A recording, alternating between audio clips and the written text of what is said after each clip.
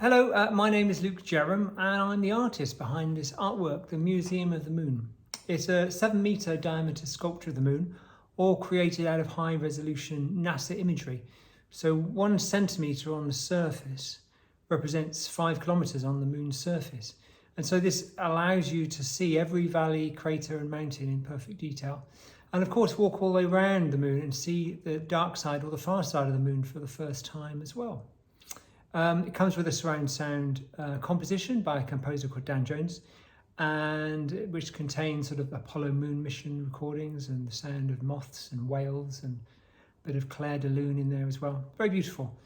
It's internally illuminated as well, so it looks very lovely in the evening. And it's being presented at Rotherham's Minster in partnership with FLUX Rotherham and Without Walls. And there's a whole programme of events taking place beneath it as well. Being presented between the 18th and the 30th of November. So yeah, do pop along and see it.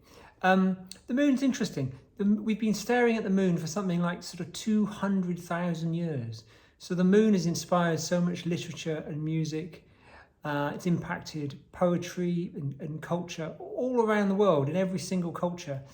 And even religion as well. So Rotherham is very much a sort of multicultural sort of society, which is amazing. And so the moon will have great significance in those different religions and different cultures within the city. It's very auspicious for some people.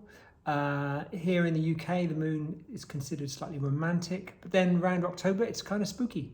So it's kind of interesting. We toured the moon around India with the British Council a few years ago, and the moon in Hinduism was very significant and very sort of auspicious, and impacts on their calendar. There are many religions where their celebrations are defined by the lunar calendar.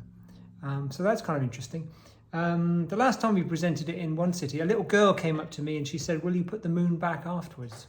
So she thought I'd stolen the real moon, and that was really cute.